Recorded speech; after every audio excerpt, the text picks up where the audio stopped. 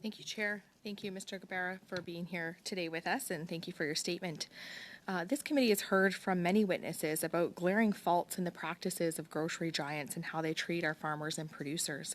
And Walmart is already considered to be one of the worst amongst industry for imposing fees on their suppliers.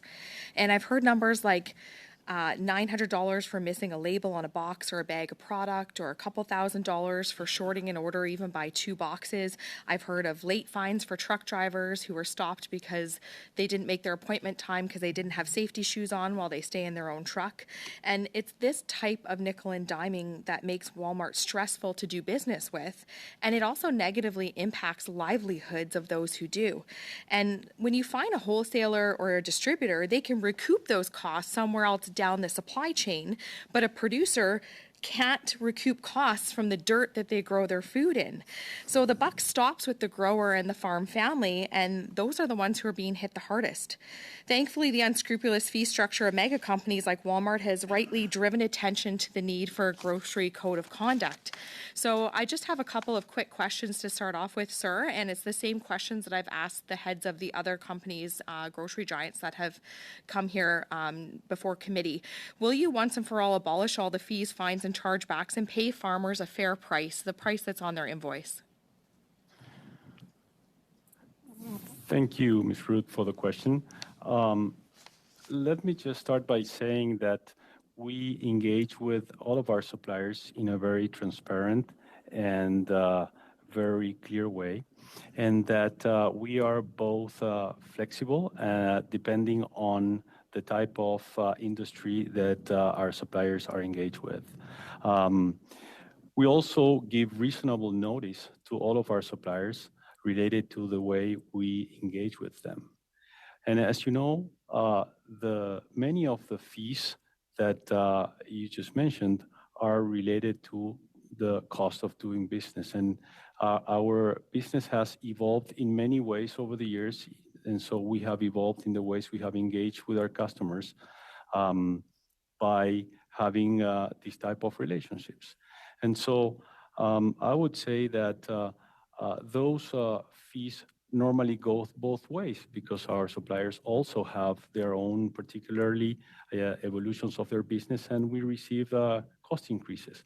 So I think that we have a very transparent and very arm's length relationship with them.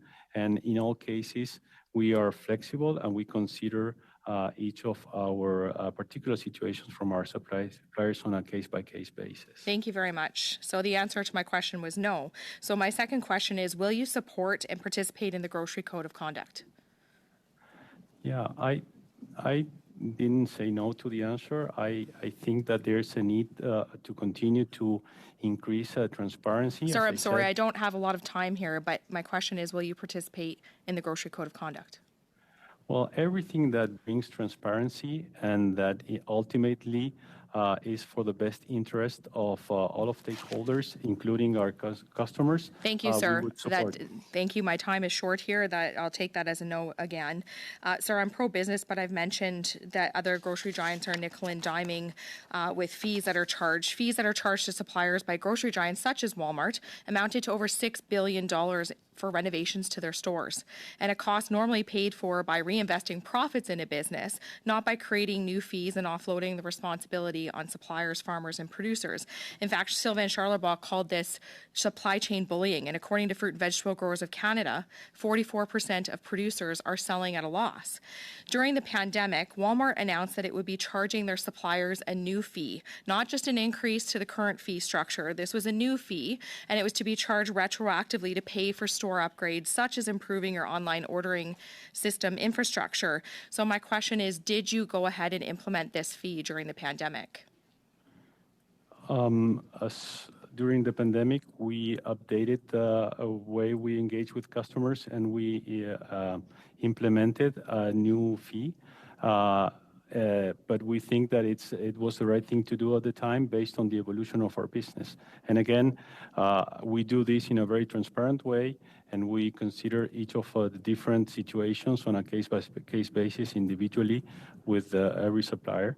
And we think that, again, we have a very transparent way to engage with our supplier community. Most businesses, sir, reinvest their own profits in their business. They don't charge farmers and producers fees for the privilege of selling to them to reinvest in their business in their own systems. A farmer is expected to pay for their own systems when they're doing business. So it seems really unreasonable, and it's quite frankly shameful in this country that our big grocery chains charge what they do to our farmers and producers when it's not done anywhere else in the world. It just means that it's more expensive for consumers, and it puts Canadian jobs at risk. With that fee that you said you implemented during COVID, and we only have about 40 seconds left, sir, were there any exemptions to who was charged this fee? What we did in the past with these fees was we invited all of our suppliers to invest in the growth of their categories as the business was changing, and there were natural developments in the way our customers were choosing to buy, and we thought that it was the right thing to do at the time. Thank you. Mr. Gebara, we know how Canadian food is produced, and our growers and producers provide Canadians with ethically and sustainably produced food grown with high standards. And I often, when I go into your stores, see more imported produce than local domestic. So how does favoring imports help Canadians by outsourcing supplies?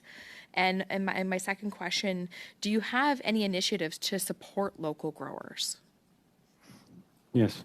So in order for us to fulfill our purpose, we believe that we are agents for our customers. And so we try to source in ways that are both responsible and also in ways that we can drive low prices.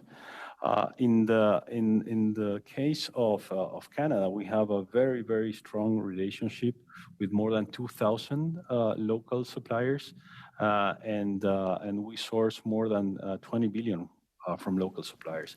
So we have a very, very robust program. So, Mr. Gebara, do you favor Canadian growers then over imports for produce? Yeah, for the most part, our produce is sourced from local sources. My second question, during your tenured career with Walmart, you developed the Business Intelligence and Data Analytics Division. Is your grocery chain storing and selling mass amounts of customer data to third parties? I haven't, as you know, I have been with the business only for 2 months, and I haven't been briefed on that. I honestly, that's not what we do. What we do for data analytics is analyze the business so that we can develop a better customer value proposition. But again, I'll have to take that back and get back to you, Ms. Ruth, on a very straight answer. So is the business development fee that we spoke about being used to gather customer information and fund development of technology to predict consumer behavior? It's used to improve the ways in the ways we can engage with customers to continue to grow our business together with our suppliers. Thank you very much. I believe my time is just about up.